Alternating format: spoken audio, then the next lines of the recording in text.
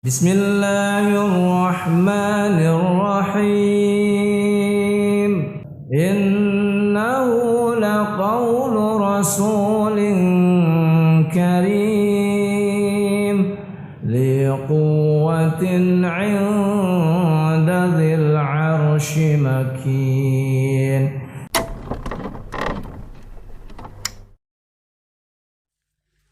Bismillahirrahmanirrahim. Assalamualaikum warahmatullahi wabarakatuh.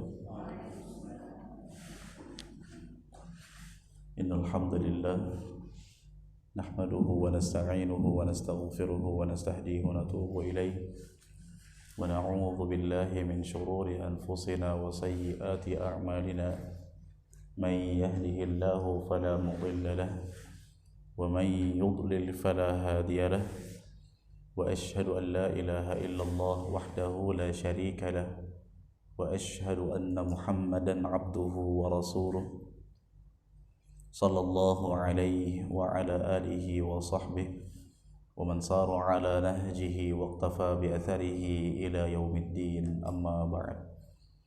Ma'asyiral muslimat, para jamaah ibu-ibu Masjid Ar-Risalah yang semoga senantiasa diberikan rahmat, keberkahan serta penjagaan oleh Allah Subhanahu wa taala. Alhamdulillah, kita bersyukur kepada Allah Subhanahu wa taala yang telah memberikan kepada kita kesempatan untuk kembali bisa menjalankan salah satu di antara kewajiban kita selaku muslim, yaitu datang ke majelis ta'lim untuk thalabul ilm, menuntut ilmu syar'i, mempelajari agama Islam dan mengangkat kebodohan yang ada pada diri kita. Yang Nabi SAW bersabda, "Talabul ilmi fariidatun ala kulli muslim." Menuntut ilmu itu merupakan kewajiban bagi masing-masing muslim. Dan kita tidak akan pernah bisa mengetahui perbedaan antara yang halal dengan yang haram. Kita tidak akan pernah bisa mengetahui perkara-perkara yang Allah ridhai dan mana perkara yang Allah murkai, melainkan dengan cara talabul ilm. Nabi SAW bersabda, "Innamal ilmu bitta'allum." Ilmu itu didapatkan dengan cara belajar. Dan Nabi SAW juga bersabda, "Fa innama shifa'ul 'ayyi as-su'alu." Obat daripada kebodohan adalah dengan cara bertanya. Bertanya kepada ahli ilmu, bertanya kepada guru, artinya mengkaji. Maka kita berharap semoga Allah Subhanahu wa taala menjadikan kita termasuk orang-orang yang diberikan ilmu yang bermanfaat, dan kita berlindung kepada Allah dari ilmu yang tidak bermanfaat. Dan karena thalabul ilm, ibu-ibu sekalian, belajar ini merupakan kegiatan ibadah yang pahalanya sangat menggiurkan, yang mana Nabi SAW mengatakan bahwa man salaka tariqan yaltamisu fihi ilman sahhalallahu lahu bihi tariqan ilal jannah. Barang siapa yang menempuh suatu perjalanan dalam rangka belajar, tujuan kita ke sini bukan untuk perkara-perkara duniawi, melainkan untuk belajar, maka balasannya, kata Nabi SAW, Allah akan mudahkan baginya jalan menuju apa? Syurga. Karena thalabul ilm merupakan ibadah yang agung, pahalanya menggiurkan. Oleh karena itu, ibu-ibu sekalian, saya nasihatkan saya sendiri dan para jamaah tanpa terkecuali untuk selalu tajdidun niyyah, memperbarui niat, memperbarui keikhlasan kepada Allah Azza wa Jalla. Tujuan kita ke sini adalah untuk belajar dalam rangka mendapatkan keridhaan Allah Subhanahu wa taala. Barang siapa yang ikhlas dalam mengerjakan suatu amal saleh, pujian-pujian manusia tidak akan membuatnya bangkit, tidak akan membuatnya percaya diri, tidak akan membuatnya merasa terlalu percaya diri seakan-akan amalannya pasti diterima, dan celaan manusia tidak akan membuatnya lemah. Maka ibu-ibu sekalian rahimani wa rahmakumullah, kita juga berharap semoga apa-apa yang kita kerjakan Allah Subhanahu wa taala jadikan sebagai amal saleh yang diterima, dan semoga Allah Subhanahu wa taala menjadikan ketaatan yang kita kerjakan di pagi hari ini termasuk di antara pemberat timbangan pada hari kiamat kelak, insyaallah. Baik, ibu-ibu sekalian, kita akan lanjutkan pembahasan kita, dan semoga ya Allah Subhanahu wa taala memberikan kita perlindungan, penjagaan, dan juga memberikan kesehatan kepada yang sedang sakit, ibu-ibu, dan juga memberikan kepada kita kemantapan dan keyakinan untuk terus menjalani kehidupan, menunaikan tugas sebagai seorang hamba yaitu beribadah kepada Allah, dan jangan sekali-kali kita lemah dengan apa-apa yang terjadi menyebabkan kita lalai dari mengingat Allah Azza wa Jalla. Kami mengetahui bahwasanya tentunya wabah atau COVID ini telah diviralkan kembali, dan kami menyarankan kami pribadi dan juga para ibu-ibu sekalian untuk tetap semangat dalam mengerjakan ibadah kepada Allah, tetap semangat dalam mengerjakan ibadah kepada Allah, tetap semangat dalam berbuat ketaatan. Orang-orang yang senantiasa menjaga perintah Allah, menjauhi larangan-larangannya, pasti Allah akan menjaganya, pasti. Kata Nabi SAW, ihfazillaha yahfazka, jagalah Allah, maka Allah akan menjagamu.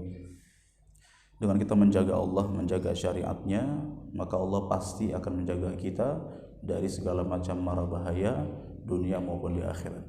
Di antara bentuk menjaga Allah, menjaga agama Allah adalah dengan thalabul ilm ini. Kita teruskan ibu-ibu sekalian pembahasan kita masih seputar hal-hal yang tidak membatalkan wudu, hal-hal yang tidak membatalkan wudu, yang masyarakat mengira bahwa hal-hal ini adalah pembatal. Yang sudah kita kaji pertemuan sebelumnya, di antara poin yang merupakan hal yang tidak membatalkan wudu apa ibu? Hal yang tidak membatalkan wudu yang pertama apa? Iya, baru nyari catatannya di mana, itu nulis di mana ya, kemarin ingat ya Bu. Sekarang buku tulisnya kosong lagi, baru lagi, setiap majelis buku tulisnya baru ya Bu. Tulisan kemarin nggak tahu mana ya. Di luar kepala Ustaz. Iya, di luar kepala, belum hafal maksudnya, di luar kepala ya. Ada Ibu tulisannya? Hal yang tidak membatalkan wudu yang pertama apa? Bersentuhan kulit laki-laki dan perempuan. Bersentuhan kulit laki-laki dan perempuan diperdebatkan oleh para ulama, dan kita memilih pendapat yang mengatakan bahwa bersentuhan kulit laki-laki perempuan tidak membatalkan wudu dengan dasar firman Allah Azza wa Jalla surat An-Nisa ayat 43 yang bunyinya aula mastumun nisa afalam tajidu ma'an fatayammamu, atau ketika kalian menyentuh perempuan dan tidak mendapati air, maka hendaknya kalian bertayammum. Allah memerintahkan orang yang menyentuh kulit perempuan untuk berwudu, kalau tidak bisa berwudu maka bertayammum. Namun menyentuh perempuan di sini tafsirannya dari Abdullah ibnu Abbas, beliau mengatakan al-jima'. Menyentuh yang dimaksud bukan menyentuh kulit bertemu dengan kulit, tapi apa Ibu? Apa Ibu? Ya, yang membatalkan wudu bukan kulit bertemu dengan kulit, tapi apa? Al-jima'. Seorang suami menggauli istrinya, maka ini merupakan pembatal wudu sekaligus hal yang menyebabkan seseorang junub. Adapun kulit bertemu dengan kulit maka tidak membatalkan wudu sama sekali, dengan dasar hadis Aisyah radhiyallahu taala anha, yang Aisyah radhiyallahu anha mencari keberadaan Rasulullah sallallahu alaihi wasallam di suatu malam Ibu, yang mana Nabi biasanya tahajud di kamar. Tiba-tiba suatu malam Aisyah kehilangan Nabi. Lalu Aisyah radhiyallahu anha meraba-raba keberadaan Nabi di Masjid Nabawi. Lalu telapak tangan Aisyah terjatuh atau menempel kemana? Kemana Ibu? Ya, telapak kaki Rasulullah sallallahu alaihi wasallam yang saat itu beliau sedang apa? Sedang sholat tahajud, sedang sujud. Andai sekiranya kulit bertemu dengan kulit merupakan pembatal wudu, maka Nabi SAW akan membatalkan sholatnya. Kemudian juga telah kita sampaikan hadis yang berikutnya bahwa Nabi SAW sholat tahajud di kamar Aisyah. Karena sempitnya kamar beliau, setiap mau sujud beliau harus mencolek kakinya Aisyah agar melipatnya. Bayangkan Ibu, alangkah sempitnya rumah orang terbaik yaitu Rasulullah SAW. Nabi sholat di kamar, ketika ingin sujud harus menyingkirkan kaki Aisyah. Masya Allah Ibu. Ya. Dan ketika Nabi bangun berdiri, Aisyah kembali membentangkan kakinya. Setiap mau sujud Nabi sentuh. Terus berulang-ulang seperti itu. Di sini menunjukkan tidak batalnya wudu seseorang yang menyentuh kulit lawan jenis. Termasuk juga telah dinukil dari para sahabat bahwa mereka terbiasa mencium istri-istri mereka sebelum berangkat sholat. Begitupun Rasulullah SAW, dan Nabi tidak pernah mengulang wudunya kembali. Baik, Yang kedua di antara hal yang tidak membatalkan wudu yang juga sudah kita bahas adalah keluarnya apa? Darah, baik sengaja maupun tidak sengaja. Sengaja seperti bekam, donor darah, atau mungkin cuci darah misalkan. Yang tidak sengaja seperti luka. Kedua-duanya sama-sama tidak membatalkan wudu karena darah yang kita pilih pendapatnya bukan sesuatu yang najis berdasarkan kisah perang Dzatur Riqa yang salah seorang sahabat sholat dalam keadaan tubuhnya tertancap 3 anak panah dan berdarah-darah. Tapi sahabat tersebut tidak membatalkan sholat sama sekali. Rasulullah SAW pun tidak memerintahkan sahabat itu untuk mengulang sholatnya. Lalu Al-Imam Al-Hasan Al-Basri ibu pernah mengatakan kanal muslimuna yusalluna ma zalal muslimuna yusalluna fi jiruhatihim. Kata Al-Imam Al-Hasan Al-Basri rahimahullah, dahulu kaum muslimin, maksudnya para sahabat, mereka sholat menggunakan baju berdarah-darah karena luka-luka mereka. Di mana maksudnya? Di mana Bu? Para sahabat sholat berdarah-darah, maksudnya di mana? Sholat di medan perang. Mereka berdarah-darah, baju mereka berlumuran darah. Mereka sholat menggunakan baju-baju itu, Nabi tidak melarangnya sama sekali. Ini menunjukkan bahwasanya keluarnya darah tidak membatalkan wudu dan darah itu sendiri bukan sesuatu yang najis yang membuat seseorang batal sholatnya. Wallahu a'lam. Baik, yang ketiga, udah belum Bu yang ketiga Bu? Belum ya? Oh, muntah ya. Muntah pembahasannya sama kayak darah. Para ulama membahas pembahasan seputar muntah sama seperti pembahasan seputar darah, tidak membatalkan wudu sama sekali. Baik. Yang berikutnya yang keempat, al-qahqahatu fis shalah, tertawa terbahak-bahak di dalam salat atau di luar salat, dan yang lebih tepat pendapatnya bahwa tertawa terbahak-bahak hanya membatalkan salat tapi tidak membatalkan apa Ibu? Tidak membatalkan wudu. Berarti yang salat kemudian dia tertawa, yang batal apanya? Salatnya. Kalau dia mau mengulang apa? Salat, wudunya batal tidak? Tidak. Loh, kenapa ada pembahasan ini? Karena ada hadis yang dhaif, lemah, yang dijadikan sandaran oleh sebagian ulama. Ada hadis yang dhaif, yang lemah, yang bercerita bahwa ada salah seorang orang buta masuk ke dalam Masjid Nabawi, sedangkan saat itu Nabi dan para sahabatnya sedang sholat. Tiba-tiba si orang buta ini tersandung lalu terjerembab ke dalam lubang yang ada di masjid. Sontak seketika sebagian sahabat tertawa melihatnya, padahal sedang sholat Ibu. Ini normal, kejadian normal meskipun hadisnya lemah ya. Lalu di akhir sholat, selesai sholat, kata Nabi SAW, barang siapa yang tertawa maka hendaknya mengulang wudu dan sholat.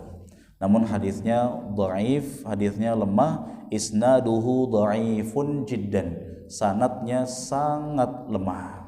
Yang lebih tepat adalah yang sahih, ada kabar yang marfu' yang sampai terangkat sampai kepada Nabi SAW dari sahabat Jabir radhiyallahu anhu. Beliau mengatakan hendaknya orang yang tertawa itu yu'idus shalah wa la yu'idul wudu, mengulang salat saja tanpa mengulang wudu. Baik. Yang berikutnya yang kelima apa? Memandikan jenazah dan memikulnya. Memandikan jenazah dan memikulnya juga bukan merupakan pembatal wudu. Meskipun ada hadis yang memerintahkan barang siapa yang memandikan jenazah hendaknya dia mandi wajib, dan barang siapa yang memikul jenazah hendaknya dia berwudu. Hadis ini dibawakan oleh para ulama pemahamannya kepada istihbab, sunnah.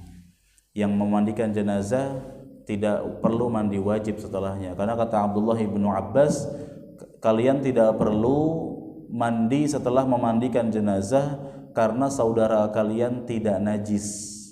Cukuplah kalian mencuci tangan-tangan kalian saja. Begitupun memikul jenazah enggak perlu wudu.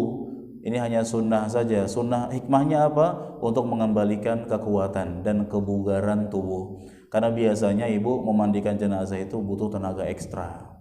Apalagi memandikan jenazah sambil sedih, bertambah keletihannya, maka disunnahkan untuk mandi untuk mengembalikan kebugaran. Baik. Yang berikutnya, yang keenam, syaqqul mutawaddi fil hadath. Sudah belum Bu? Belum ya. Yang keenam, ketika terjadi keraguan-raguan. ketika terjadi keraguan-raguan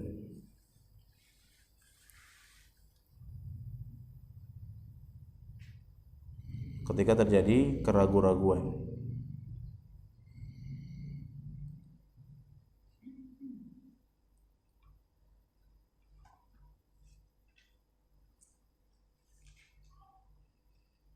Apakah sudah berwudu atau belum?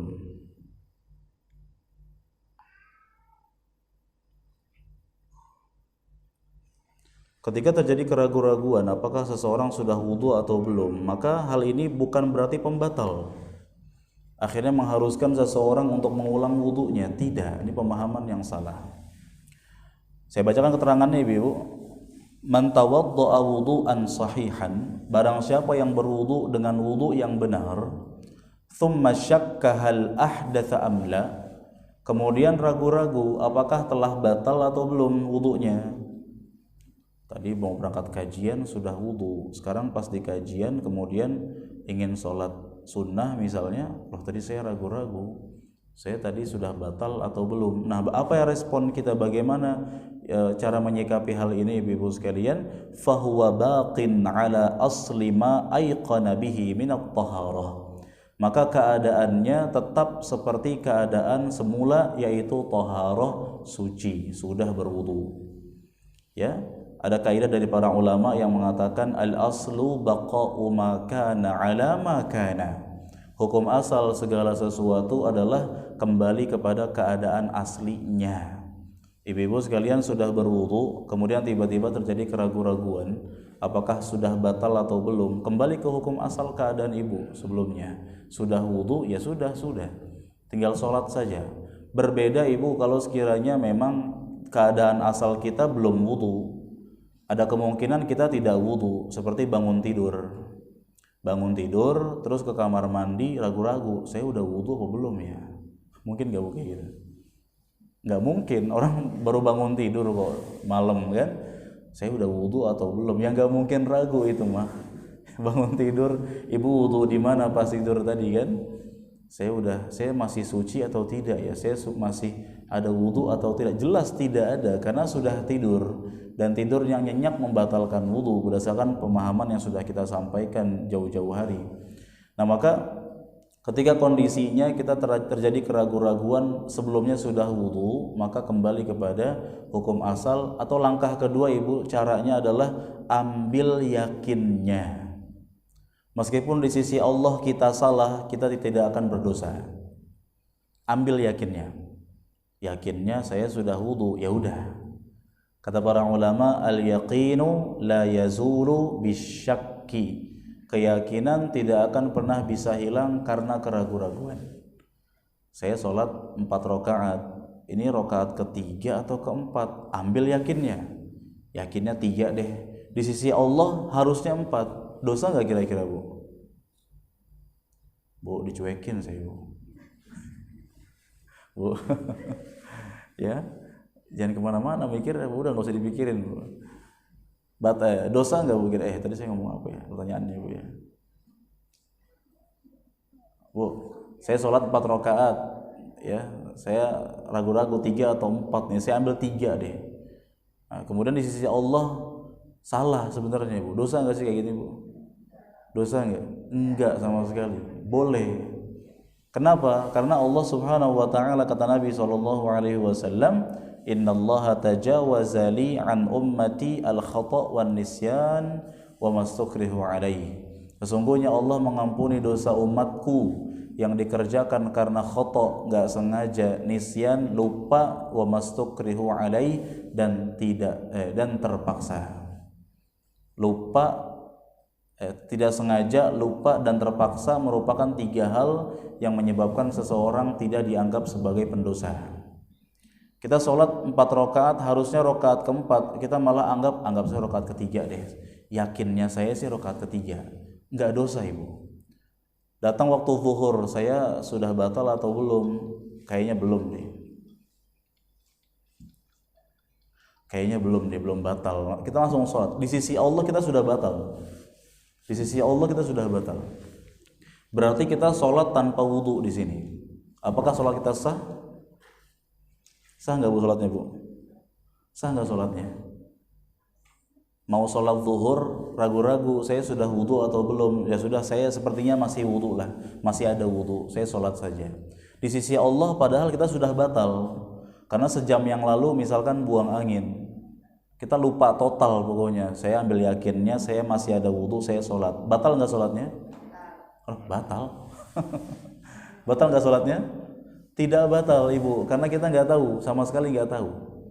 Dalam hal ini tidak akan batal. Kenapa? Karena kita lupa total. Dalam hal ini lupa terpaksa dan tidak sengaja merupakan 3 hal yang menyebabkan kita tidak dianggap sebagai pendosa. Paham gak bu kira-kira? Bisa difahami gak bu? Bu jelas gak bu? Bu jelas? Paham ya? Jelas ya? Tapi nggak boleh mempraktekkan kaidah ini ketika ada orang punya utang. Bu udah bayar belum? Saya sih ambil yakinnya aja, saya mah yakinnya saya udah bayar. ini nggak boleh bu, syubhat ini ya. Baik, itu kaidah yang disampaikan oleh para ulama. Oleh karena itu, ketika ada salah seorang ragu-ragu ibu dalam sholat, apakah dia sudah buang angin atau belum, Rasulullah SAW memberikan kaidah la yansarif hatta yasma'a sautan aw yajida rihan. Jangan dia membatalkan sholatnya sampai mendengar suara buang angin atau menemukan atau mencium baunya. Rasulullah SAW melarang kita untuk membatalkan sholat ketika terjadi keraguan-raguan sampai kita mendengar langsung bunyi buang anginnya atau mencium aromanya ibu. Kenapa? Dua hal ini merupakan perkara yang dapat menggugurkan keraguan-raguan. Sudah ada baunya kok, nggak perlu ragu-ragu lagi, batalkan sholatnya. Sudah mendengar suaranya, maka nggak perlu ragu-ragu lagi, batalkan sholatnya. Tapi kalau belum ada suara dan tidak tercium bau, syaitan membisikkan, jangan-jangan sudah buang angin, abaikan bisikan syaitan tersebut. Karena memang Allah Subhanahu wa Ta'ala menciptakan syaitan khusus namanya khinzib atau khinzab atau khanzab ya, bacaan ada beberapa macam bacaan. Ada syaitan khusus ibu yang tugasnya gangguin orang sholat. Setiap kita sholat, khinzib tersebut akan datang kepada kita membisikkan. Setiap kita sholat, khinzib akan datang kepada kita membisikkan, uzkur kadza, uzkur kadza, ingat ini, ingat itu. Itu tugasnya khinzib. Di antara tugasnya dia membuat kita was-was, ragu-ragu apakah sudah wudu atau belum, apakah ini rakaat kedua atau rakaat ketiga. Tugasnya khinzib. Makanya ibu mungkin pernah bu ya, sebelum sholat nggak ingat sama sekali. Ketika baru takbir Allahu Akbar, ya Allah lupa matiin kompor. Ya, kalau kita yang laki-laki baru takbir bu Allahu Akbar, ya Allah lupa kunci motor masih nyantol di motornya. Ya, anehnya itu syaitonnya mengingatkan kita ketika sholat bu. Yakin saya orang yang sholat masih ingat kompornya belum dimatiin, khusyuk nggak sholatnya bu? Pasti batalin sholat kan? Was-was jadinya kan?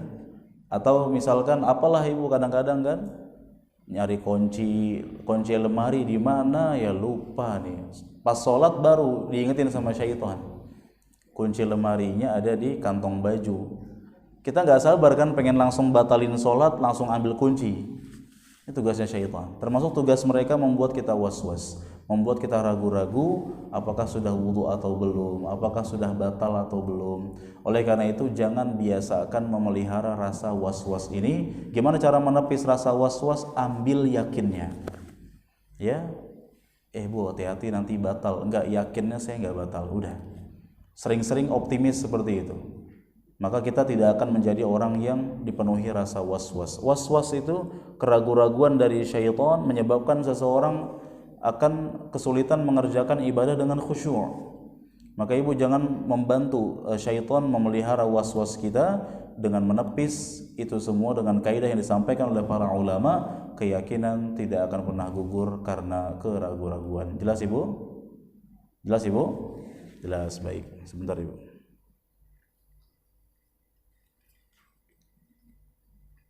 Sebentar ya, Afan.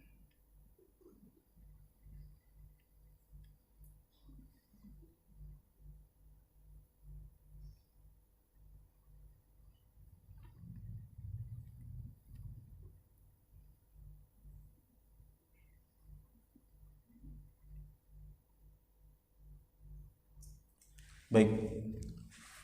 Yang berikutnya masih ada hubungan dengan masalah wudu, Ibu. Bahwasanya wudu merupakan kewajiban untuk sholat. Bahwasanya wudu merupakan kewajiban untuk sholat.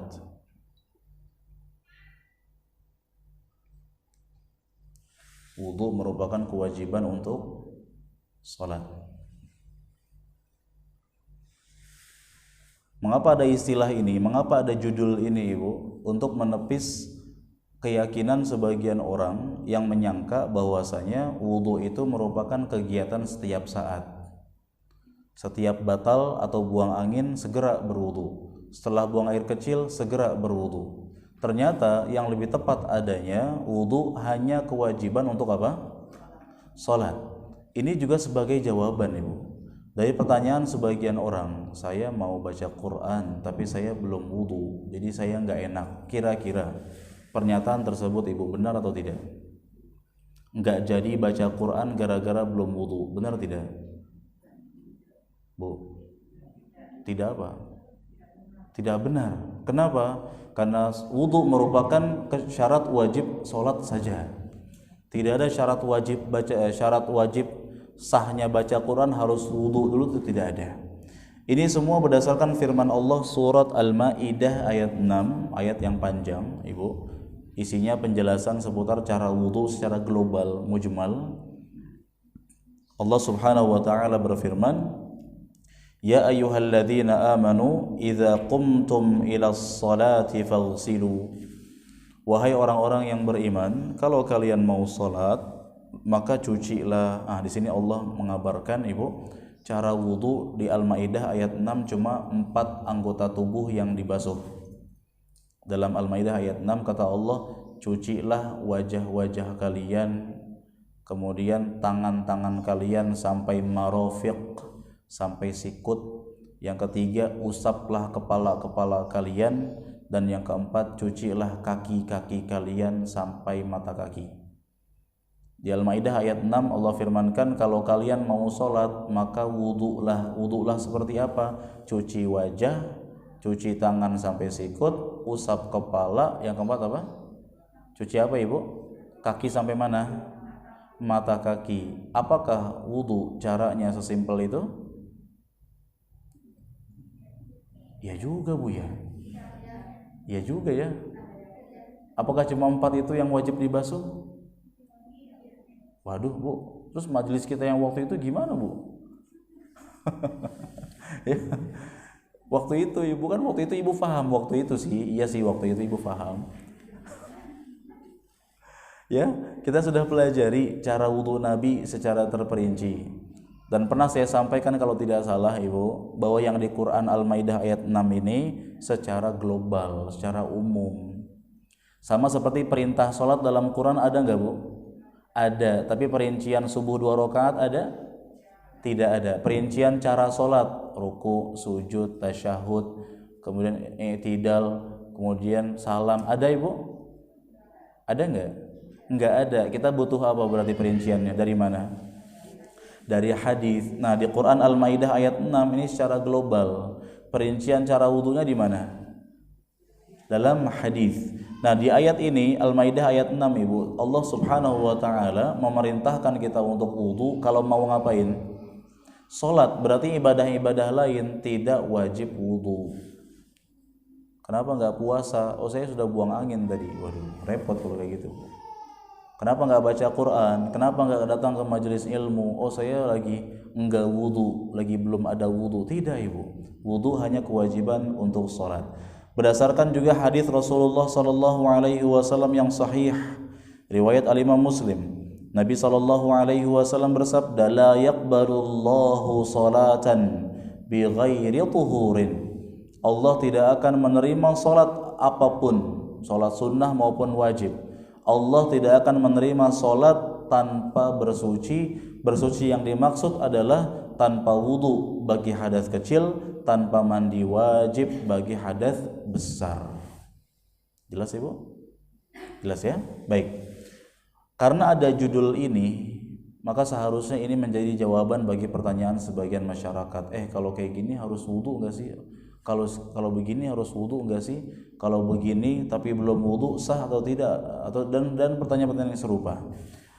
Pertanyaan-pertanyaan tersebut bisa dijawab dengan kaidah ini Ibu, bahwa wudu hanya kewajiban untuk menunaikan sholat saja.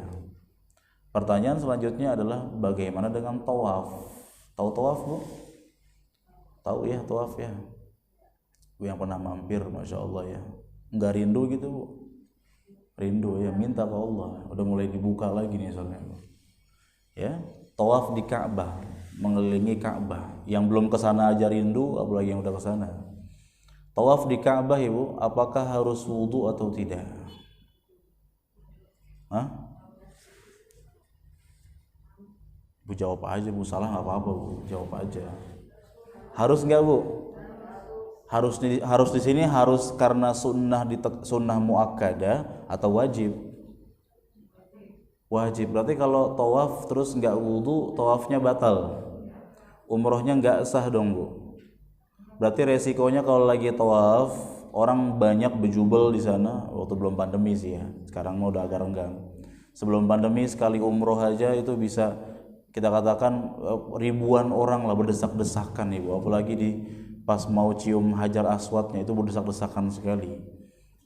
Baru putaran kedua buang angin, berarti resikonya dia harus melawan arus ribuan manusia. Manusia luar negeri loh Bu, bukan manusia Indonesia. Kalau orang Indonesia kan tingginya sepantaran lah.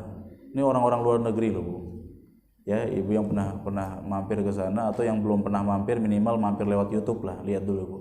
Gambaran tawaf di Ka'bah. Ada orang-orang luar negeri ya, tinggi-tinggi, besar-besar. Kita harus melawan arus ribuan manusia hanya untuk mengulang wudu. Begitu ya Bu ya. Berarti tawaf itu harus wudu atau tidak? Tetap harus Bu, yakin? Atau jangan-jangan tidak Bu? Tidak. Kok tidak sih Bu? Kok harus? Hah? Karena gimana apa? Karena sholat dulu. Setelah tawaf ada sholatnya. Ibu kan kalau sholat mah kita bebas kan. Yang penting sholat itu kaidahnya di belakang makom Ibrahim kan. Itu pun istilahnya hukumnya sunnah. Kalau sangat tidak memungkinkan karena ada ratusan ribu manusia berdesak-desakan, kita mau sholat di depan gerbang diusir sama askar, sama polisinya misalkan, nggak memungkinkan, kita nggak sholat sunnah di belakang makam Ibrahim, tawaf umrohnya sah. Tapi kalaupun misalkan Ibu pas tawafnya belum wudu, pas mau sholat sunnah di belakang makam Ibrahim tinggal ngambil wudu karena di belakang pun bisa. Maka yang lebih tepat di sini yang mana? Apakah tawaf harus dengan wudu atau tidak? Tidak. Baik Ibu, saya bacakan ya Bu ya, daripada debat sendiri Bu, saya bacakan. Sebenarnya Ibu tadi ini Ibu sudah mendapatkan jawaban sebenarnya. Sudah mendapatkan jawaban dari mana? Dari kaidah yang saya bacakan tadi. Bahwasanya wudu itu adalah sebuah kewajiban untuk apa? Sholat. Baik, saya bacakan enggak apa-apa. Keterangan daripada ulama Ibu, falam naqif atau falam naqfu ala dalilin sahihin sarihin yulzimu at-ta'ifina bil wudu. Kami tidak pernah menemukan dalil yang sahih, yang tegas terus terang, yang menyatakan kewajiban wudu bagi orang yang ingin tawaf. Kalau pernyataan tawaf itu mirip sholat, ada dari Nabi. Tawaf itu adalah sholat, ada. Tapi pernyataan syarat sahnya tawaf seperti syarat sahnya sholat tidak ada. Harus berwudu, menghadap kiblat. Ibu tahu sholat ya? Pengertiannya apa sholat Bu? Gerakan atau bacaan yang dimulai dari takbiratul ihram diakhiri dengan salam dengan niat dalam rangka ibadah kepada Allah. Tawaf gitu enggak? Enggak. Mengelilingi Ka'bah, boleh bicara, boleh zikir kan gitu. Nah, وقد كانت أعداد من المسلمين لا يحصيهم إلا الله عز وجل يطوفون على عهد رسول الله صلى الله عليه وسلم ولم يرد لنا أنه أمر أحدا منهم بالوضوء. Itu keterangannya, Bu. Paham kan, Bu? Jelas ya? Belum diartiin ya, Bu ya. Belum, nggak ada subtitlenya ya. Karena kata para ulama, dahulu di zaman Nabi SAW ketika Nabi haji wada, tahu haji wada, Bu, haji terakhirnya Nabi sekaligus penaklukan kota Makkah, yang mana saat itu berkumpul di sekitar Nabi SAW untuk ikut tawaf di Ka'bah banyak kaum muslimin yang jumlahnya hanya Allah yang tahu. Sebagian sahabat mengatakan bahwa jumlahnya itu sekitar 100.000 orang, Bu. Di haji wada, Ibu tahu haji wada ya, haji perpisahan Nabi ketika menaklukkan kota Makkah. Di zaman itu, Ibu, Mekah tuh belum sebagus sekarang. Kalau sekarang luas kan? Iya, kalau zaman dulu belum seluas itu, Ibu. Ya, di sekitar Ka'bah ada rumah-rumah, ya, rumah-rumah orang-orang Arab di sana. Kalau sekarang kan luas sekali. Dulu 100.000 orang. Tapi dengan 100.000 orang itu, Ibu, Rasulullah SAW ketika tawaf bersama mereka tidak mengatakan sekalipun, tidak mengatakan satu kata pun yang bunyinya hendaknya berwudu terlebih dahulu sebelum tawaf. Di zaman itu, Ibu, ketika Nabi haji bersama 100.000 orang tadi, kira-kira kamar mandi sudah ada belum? Belum. Penampungan air wudu ada? Ada nggak, Bu? Nggak ada. Terus jerigen, apa namanya istilahnya? Drum-drum isinya air zam-zam sudah ada? Yang kita kalau sekarang kan enak, habis tawaf capek tinggal nanti bawa aja botol sendiri ngisi air zam-zam. Belum semudah itu di zaman Nabi. Berarti, Ibu, dari 100.000 orang ini apakah semuanya sudah wudu? Belum tentu. Kemudian yang kedua, dari 100.000 orang ini tawaf bareng bersama Nabi, apakah ada kemungkinan ada yang buang angin? Ada, tapi Nabi nggak perintahkan. Jelas, Ibu ya. Padahal seharusnya di zaman itu, saat itu Nabi harusnya menjelaskan, yang ingin tawaf bersamaku hendaknya berwudu, tapi nggak ada dalilnya. Sedangkan, Ibu, kita nggak boleh menentukan sesuatu berupa ibadah melainkan harus dengan dalil. Karena ibadah sifatnya tauqifiyah, harus dengan dalil. Kalau tidak ada dalil, nggak boleh dengan akal. Nabi bersabda bahwa tawaf itu seperti sholat. Oh, berarti karena tawaf adalah sholat, harus menghadap qiblat, harus berwudu, menutup aurat, kemudian datang waktu sholat, dan seterusnya. Ternyata tidak seperti itu pemahamannya. 100.000 orang tawaf bersama Nabi, ada kemungkinan sebagian di antara mereka belum wudu. Ada kemungkinan sebagian di antara mereka buang angin. Tapi mereka tetap tawaf bersama Nabi SAW, dan Nabi saat itu diam. Padahal Nabi itu nggak boleh punya sifat menunda-nunda penjelasan. Kata para ulama, ta'khirul bayan an waqtil hajah la yajuz. Mengakhiri, menunda-nunda penjelasan padahal saat itu sangat butuh untuk dijelaskan, ini tidak boleh bagi Rasulullah SAW. Jadi tawaf itu, Ibu, memang seperti sholat, tapi ternyata tidak ada kewajiban wudu, meskipun kita menghargai pendapat ulama yang mengatakan tawaf itu wajib berwudu. Ada ulamanya, ada, kita nggak ingkari itu. Tapi kita memilih pendapat yang mengatakan bahwasanya tidak perlu berwudu untuk tawaf. Dijawab oleh para ulama yang mendukung keyakinan kami ini, Bu, bahwasanya hadis yang menyatakan at-tawafu bil baiti salatun illa anna Allah abaha fihi al-kalam. Tawaf di Ka'bah itu adalah salat, hanya saja Allah menghalalkan untuk berbicara sambil tawaf. Ternyata ini hadisnya mauquf. Mauquf itu artinya hadis yang hanya sampai kepada para sahabat, yang ini perkataan Abdullah ibnu Abbas, bukan perkataan Nabi SAW. Ya, bukan marfu'. Marfu' itu istilahnya hadis perkataan sahabat, tapi ternyata diteliti sampai kepada Nabi. Nabi pernah mengatakannya juga.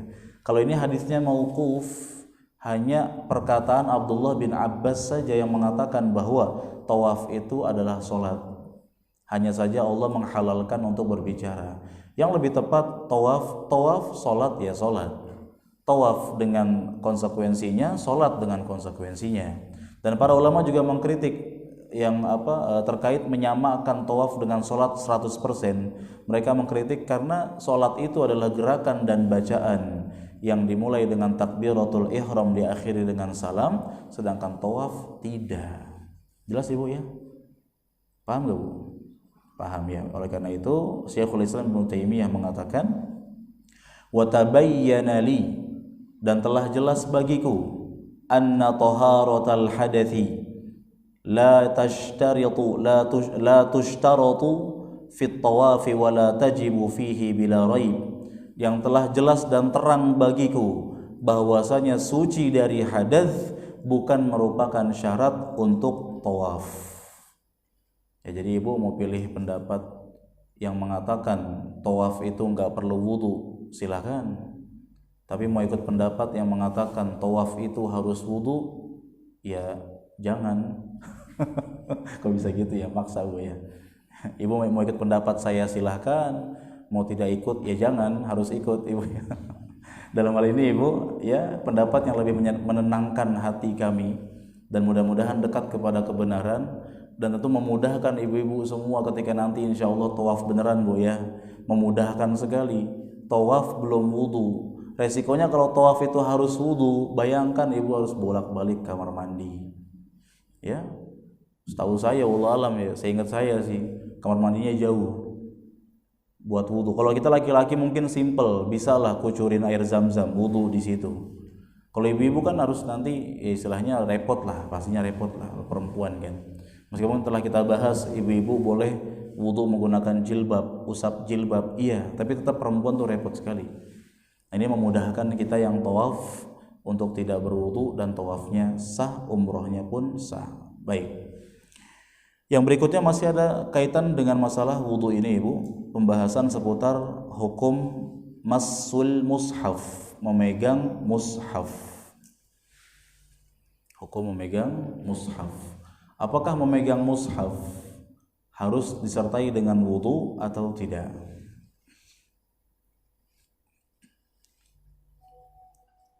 Saya bacakan keterangan dari para ulama. Faqad dhahaba Malik والشافعي وأحمد وجماهير العلماء إلى أنه لا يجوز للمحدث أن يمس المصحف.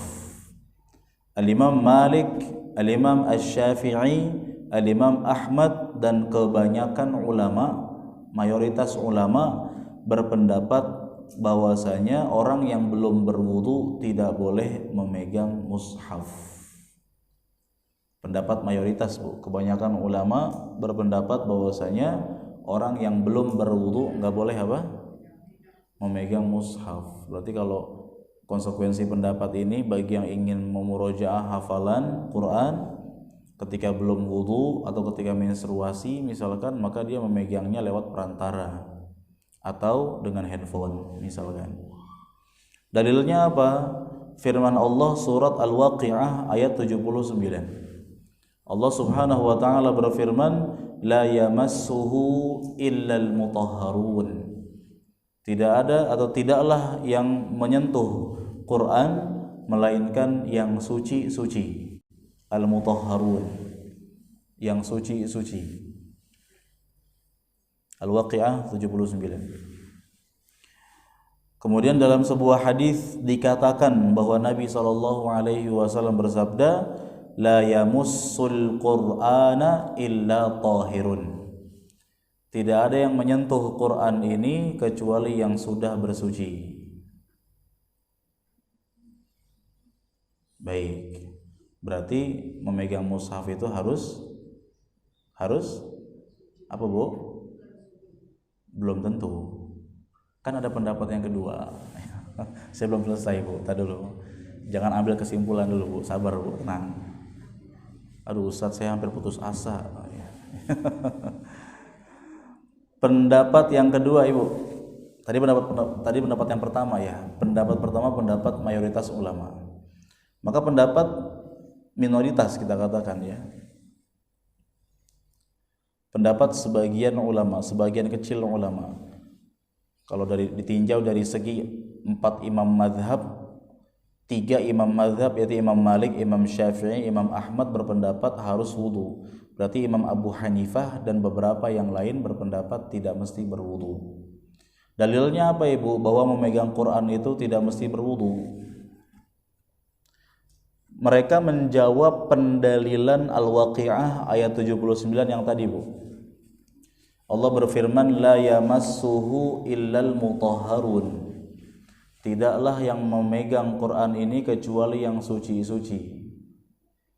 Ternyata maksud daripada ayat tersebut bukan artinya yang megang Quran ini harus sudah bersuci, bukan Bu. Tafsirannya apa? Tafsirannya adalah al-malaikah. Quran itu dipegang, dibawa oleh para malaikat. Itu artinya tafsirannya. Karena malaikat disebut sebagai makhluk suci. Maksudnya apa makhluk suci Ibu? Ada yang tahu kenapa malaikat disebut makhluk suci? Karena malaikat nggak pernah maksiat, nggak pernah melanggar perintah Allah.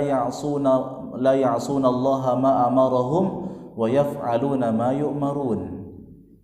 Malaikat itu tidak pernah bermaksiat kepada Allah dan mereka senantiasa mengerjakan perintah-perintah Allah.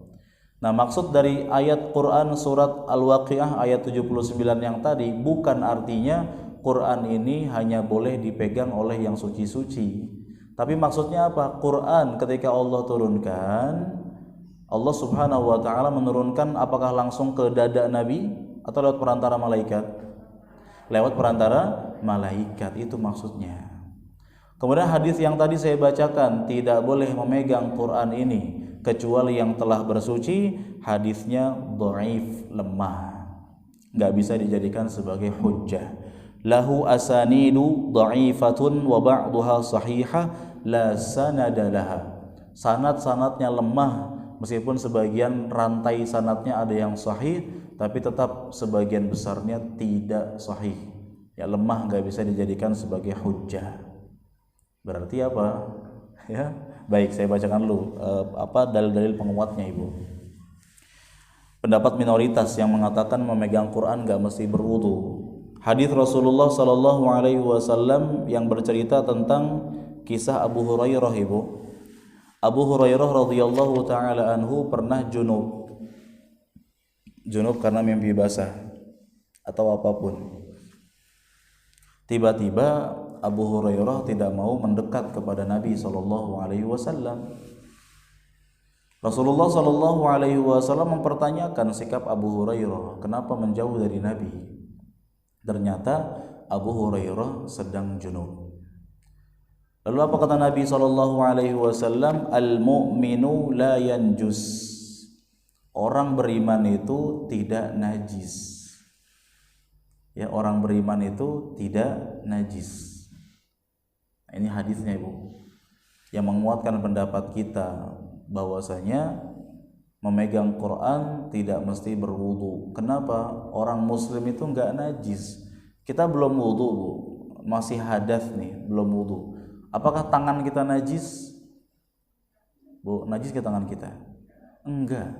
Bahkan telah saya sampaikan di pertemuan sebelumnya, kita memandikan jenazah. Jenazah loh udah meninggal dunia padahal. Kita pegang kulitnya, najis tidak? Tidak. Makanya hukum mandi wajib setelah memandikan jenazah apa? Wajib atau sunnah? Sunnah. Kenapa sunnah? Karena jenazah kaum muslimin tidak najis. Kita nggak ada kewajiban buat mencuci tangan, berwudu, apalagi mandi wajib. Nah, orang beriman itu tidak najis. Memang dia sedang menstruasi. Yang najis kan darah menstruasinya. Tapi kulit tangan perempuannya tidak najis. Dia sedang junub. Ya, yang najis apanya kalau junub? Enggak ada yang najis juga ya. Karena sperma itu tidak najis. Kemudian dia buang air kecil. Yang najis itu air kencingnya, bukan tangannya dia.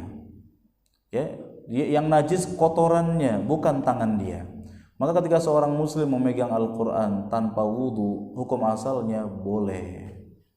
Ya, namun adabnya, ada baiknya Ibu, sebelum kita baca Quran berwudu terlebih dahulu.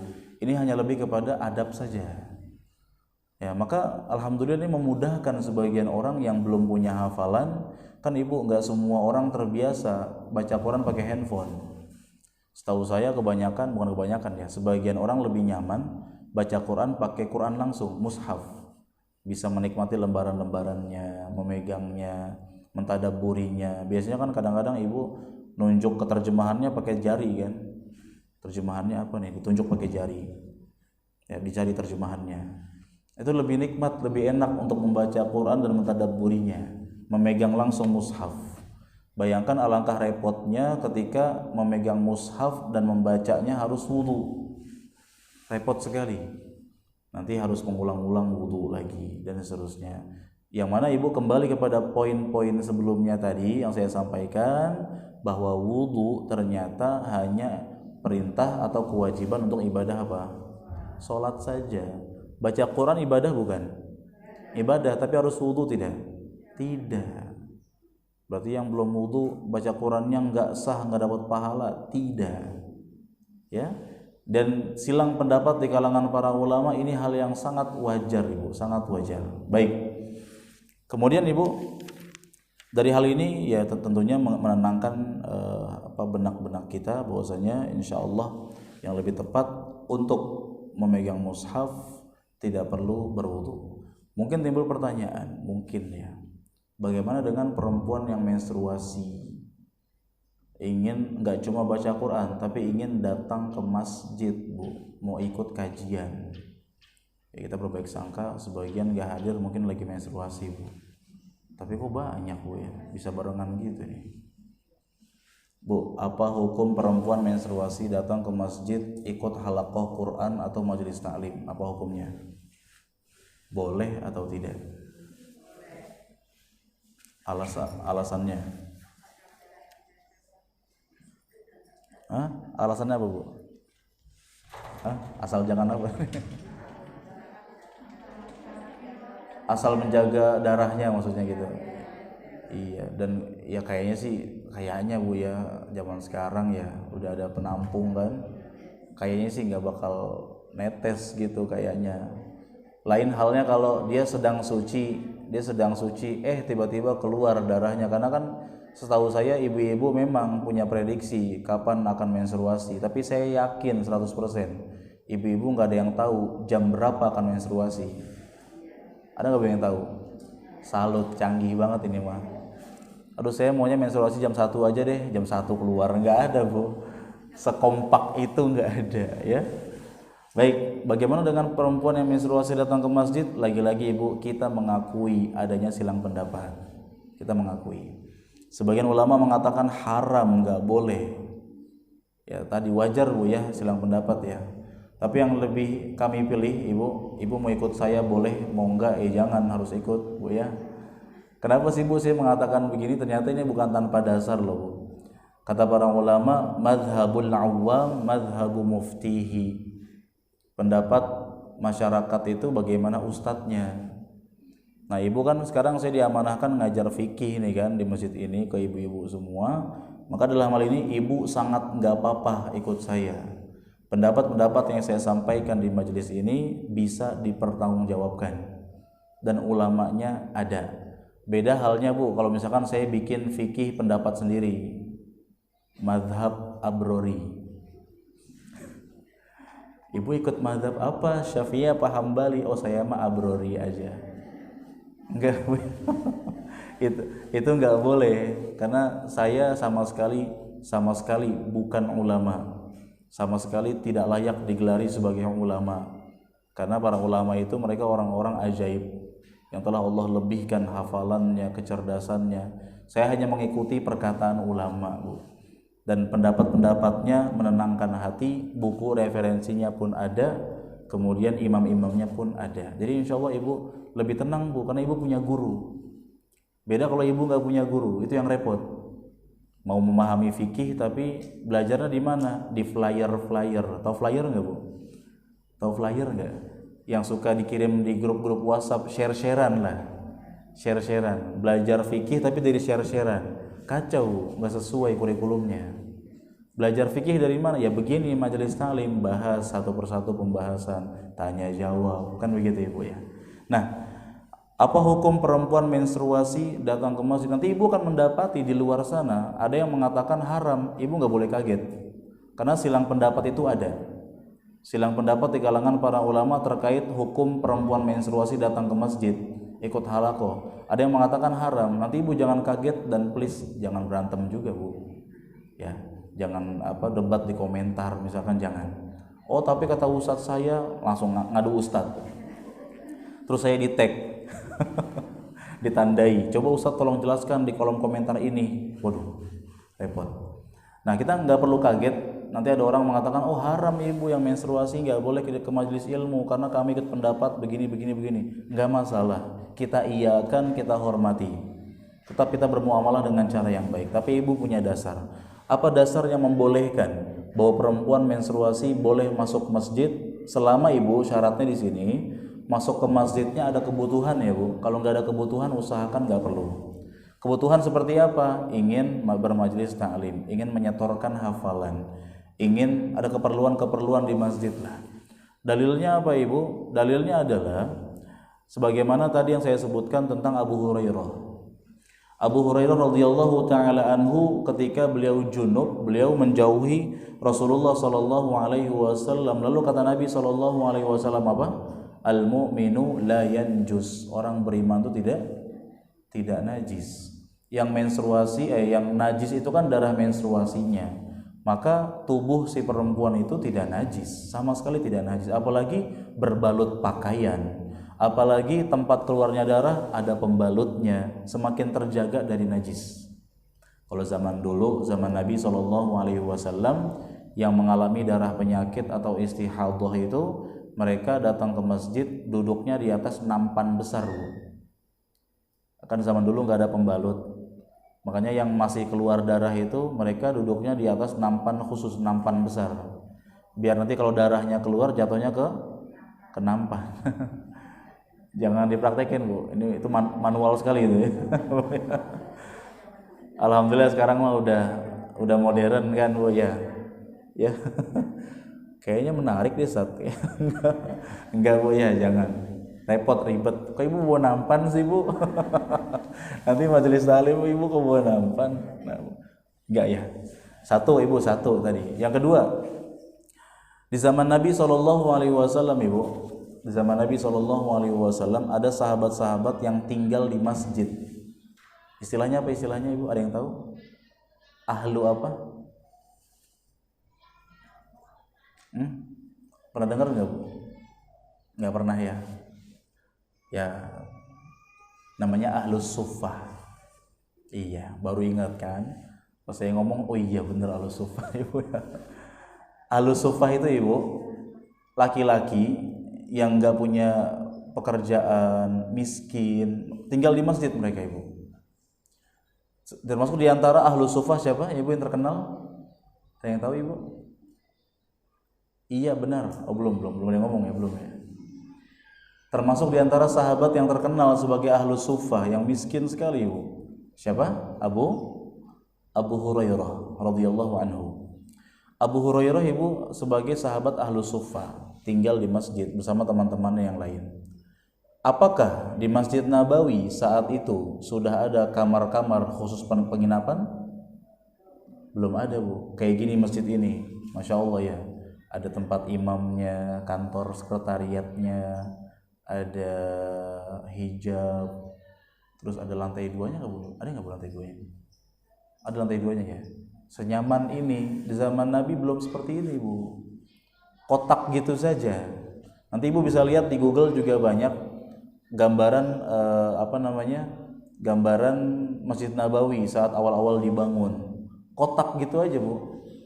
Kemudian yang beratap cuma setengah ke depan. Itu pun atapnya terbuat dari pelepah kurma yang kalau panas lumayan mengademkan, yang kalau hujan bocor, tampias. Tempat sujudnya Nabi karena pasir ketetesan air jadi lumpur. Ada beberapa sahabat tinggal di masjid Bu, di kotak gitu aja. Yang namanya laki-laki dewasa tinggal di masjid tidur tiap hari, yang namanya laki-laki Bu ya, ada kemungkinan mengalami mimpi basah, ya nggak sih? Ya nggak, Bu? Ketika tidur mengalami mimpi basah. Nah, laki-laki yang mengalami mimpi basah disebut sebagai junub. Pertanyaannya, junub itu najis tidak? Orang yang sedang junub najis tidak, Bu? Tidak. Makanya Nabi SAW nggak pernah mengusir bagi sahabat-sahabat yang sedang junub, tolong jangan ke masjid. Nggak pernah ngusir, Bu. Ya, saya tanya Ibu, apakah junub karena mimpi basah berbeda dengan junub karena menstruasi? Beda apa sama, Ibu, statusnya?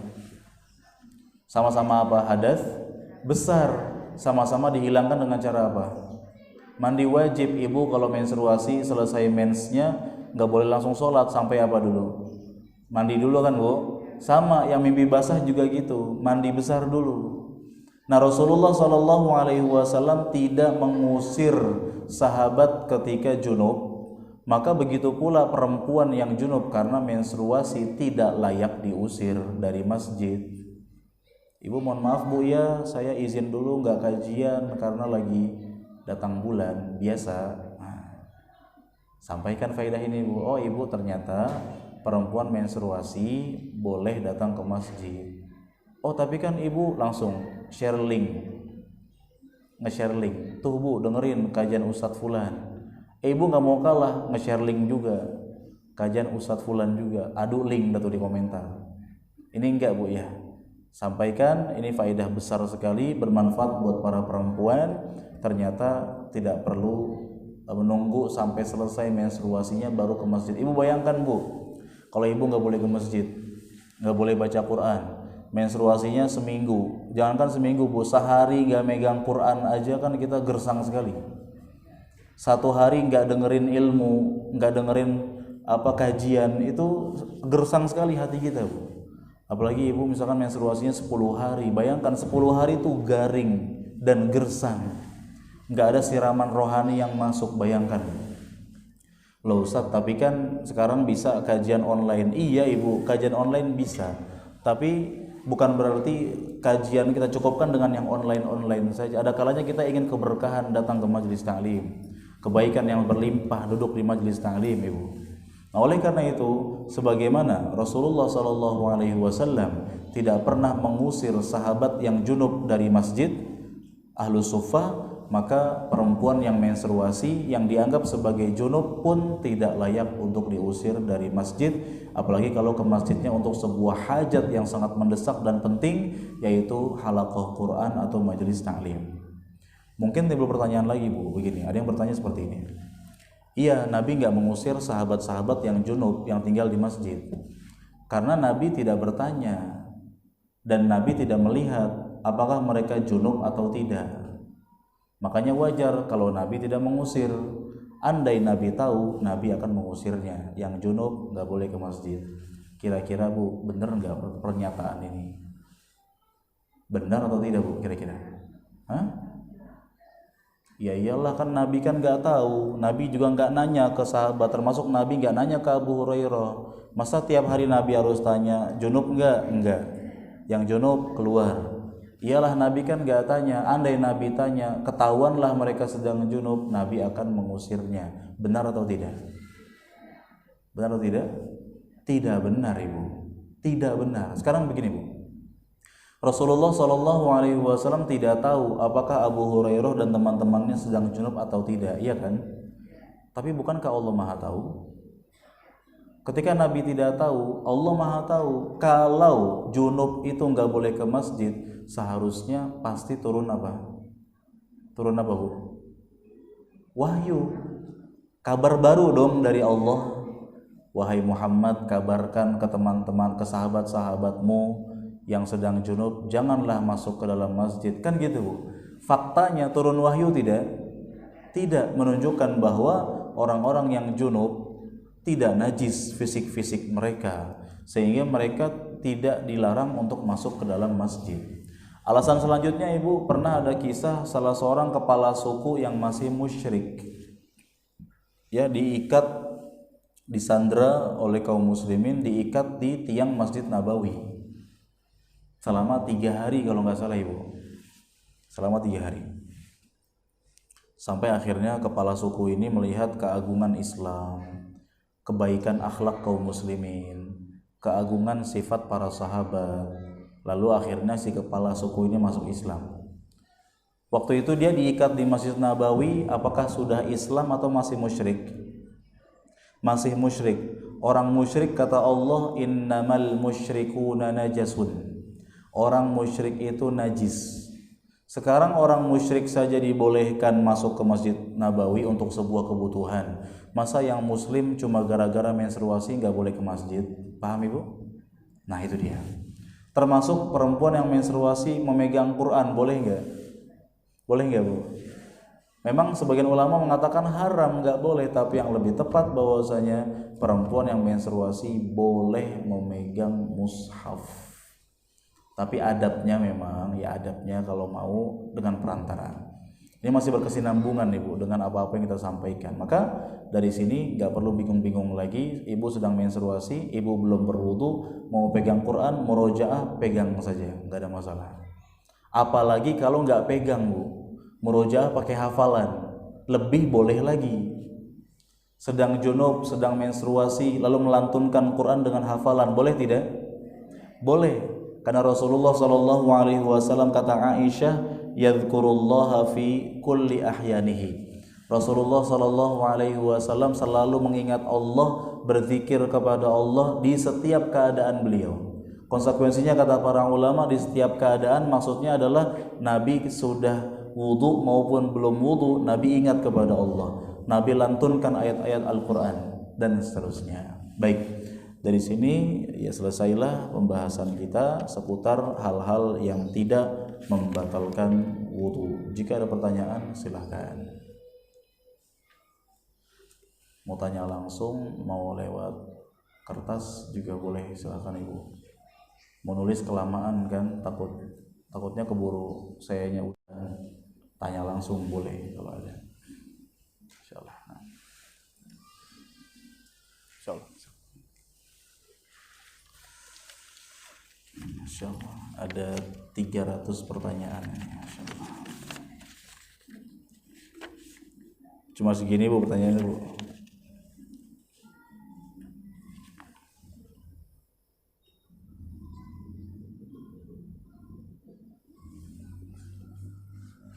Afwan, ana mau bertanya tentang wudu.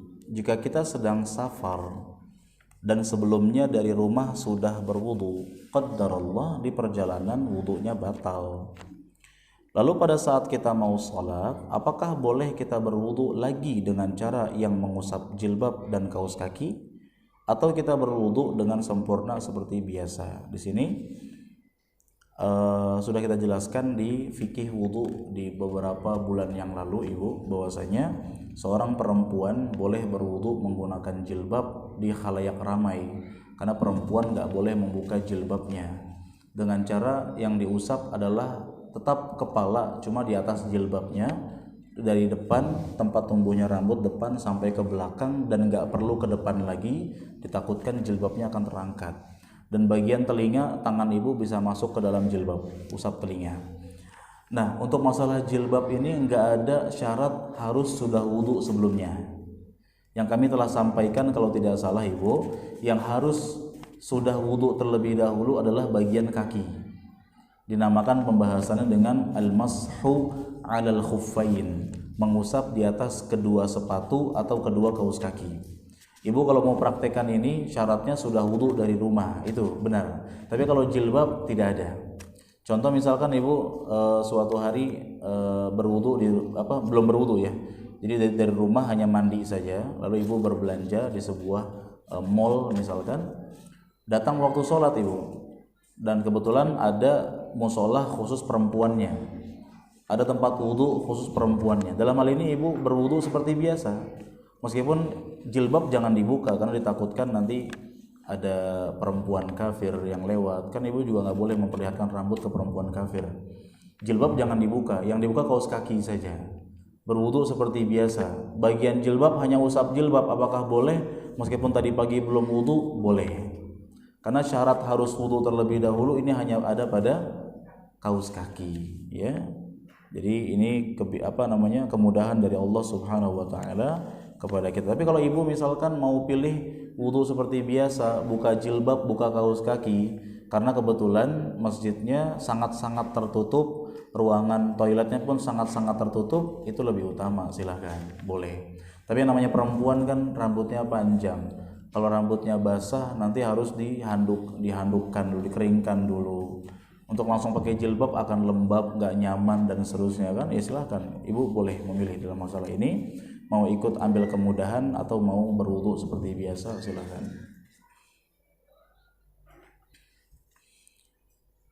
Ustadz, iya bu, setelah sholat isya langsung sholat witir, tapi tidak langsung tidur, masih keluar rumah atau bebenah, boleh nggak Ustadz? Pertanyaannya ada iramanya ya, kayak ngobrol jadinya ibu. Begini bu, boleh nggak sih setelah sholat isya langsung witir, setelah witir kemana-mana dulu gitu misalkan, atau ya kadang-kadang orang baru makan malamnya setelah sholat isya kan gitu, keluar dulu beli makanan, beli sepertiga malam terakhir. Dalil bolehnya witir dulu sebelum tidur adalah perintah Nabi kepada Abu Hurairah. Nabi mewasiatkan, kata Abu Hurairah, di antara wasiat Nabi kepadaku adalah wa an utira qabla an anam. Aku sholat witir sebelum tidur. Karena takutnya kebablasan, bangun-bangun sudah adzan subuh, kan udah nggak bisa tahajud lagi. Kita tidur kebablasan kan, makanya kalau yang takut kebablasan karena sangat capek sekali kebetulan, sebelum tidur witir dulu. Atau setelah sholat isya witir dulu. Nanti ketika dia bangunnya pas adzan subuh, dia sudah termasuk dalam kategori hamba-hamba yang menegakkan sholat tahajud. Nah itu ibu. Jadi ibu boleh setelah sholat isya, setelah ba'diyah isya 2 rakaat, ibu sholat witir 1 rakaat minimal atau 3 rakaat. Setelah itu aktivitas seperti biasa, boleh. Namun kalau sekiranya nggak takut kebablasan, ada baiknya dilaksanakan di sepertiga malam terakhir, dan itu lebih khusyuk, lebih tenang untuk dilaksanakan. Nabi SAW bersabda, salatul laili mathna mathna, salat malam itu 2 rakaat 2 rakaat.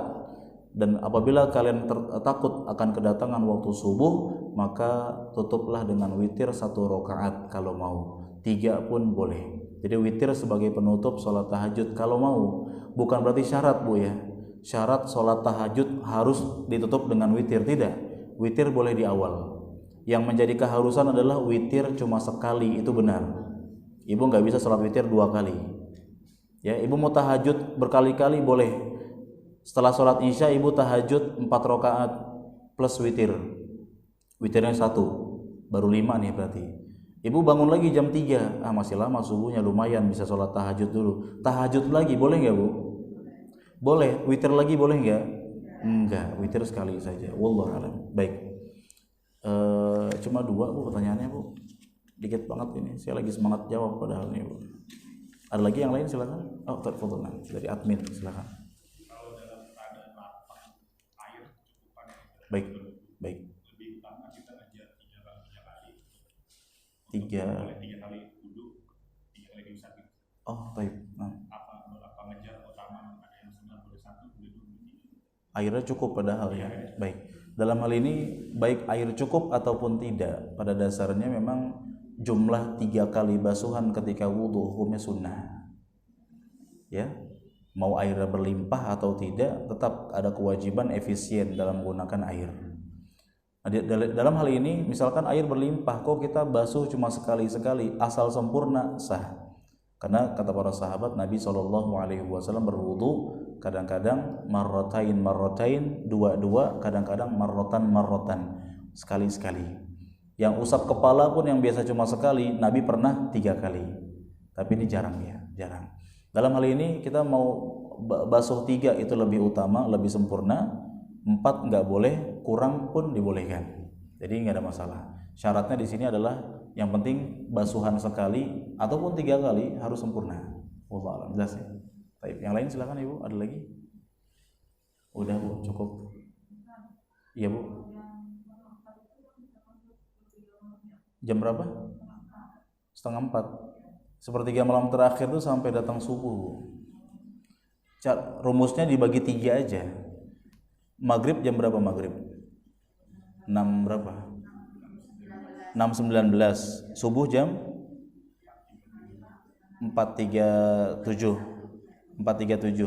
6.19 ke 4.37, jumlahnya itu berapa? Dibagi 3 aja, Bu.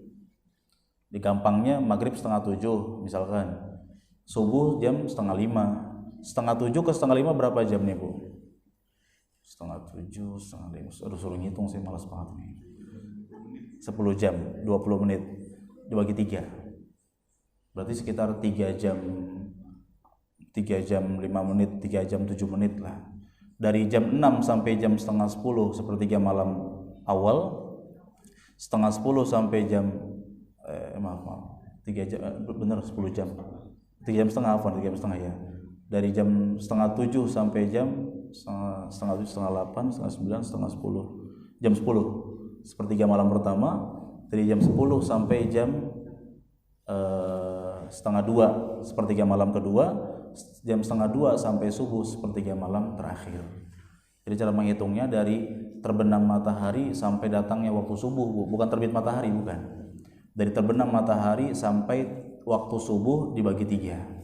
Nah, yang lebih utama kita bermunajat kepada Allah di sepertiga malam terakhir, karena di saat itu Allah Subhanahu wa taala turun ke langit dunia dengan cara turun yang sesuai dengan kelayakan Allah. Dan tanpa perlu bertanya sebagaimana pertanyaan orang-orang bodoh yang menentang Allah, kalau Allah turun kan waktunya beda-beda. Di Indonesia sendiri waktunya berbeda-beda. WIB dengan WITA aja beda 1 jam, dengan WIT beda 2 jam. Berarti Allah turun terus. Ini pertanyaan kebodohan yang tidak beradab kepada Allah Azza wa Jalla. Kita cukup beriman saja Allah turun ke langit dunia lalu memberikan iming-iming yang sangat menggiurkan. Siapa yang mau minta kepadaku, aku akan berikan. Siapa yang mau minta ampun kepadaku, aku akan mengampuninya. Nah, itu sepertiga malam terakhir, lebih khusyuk, lebih tenang, lebih teduh. Ibu yang mau curhat habis-habisan di saat itu. Curhat ke manusia itu nggak ada solusi, Bu. Bu, saya mau curhat, Bu. Ya, iya, panjang lebar. Akhirnya sama, Bu, saya juga. Lah, ya, Anda butuh dana, Anda ingin cair cepat, sama, saya juga.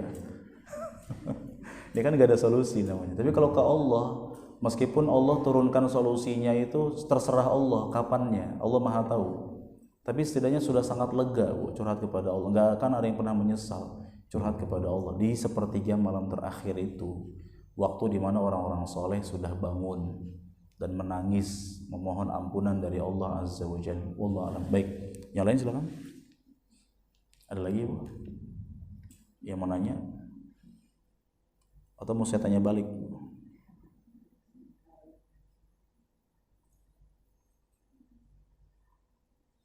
Silakan. Tidak ada? Baik, kita kita udahan dulu sampai di sini, Ibu. Pertemuan selanjutnya nanti saya kabarkan, temanya masih berkenaan dengan wudhu karena penting sekali, Ibu. Saya rasa penting sekali. Saya ingin membahas sebenarnya ada poin yang mudah-mudahan penting bagi Ibu, yaitu hal-hal yang dibolehkan bagi perempuan yang menstruasi.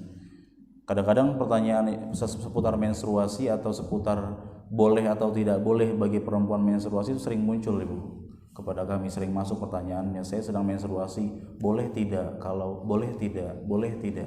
Nah, saya akan bahas itu, Ibu. Semoga Allah mudahkan.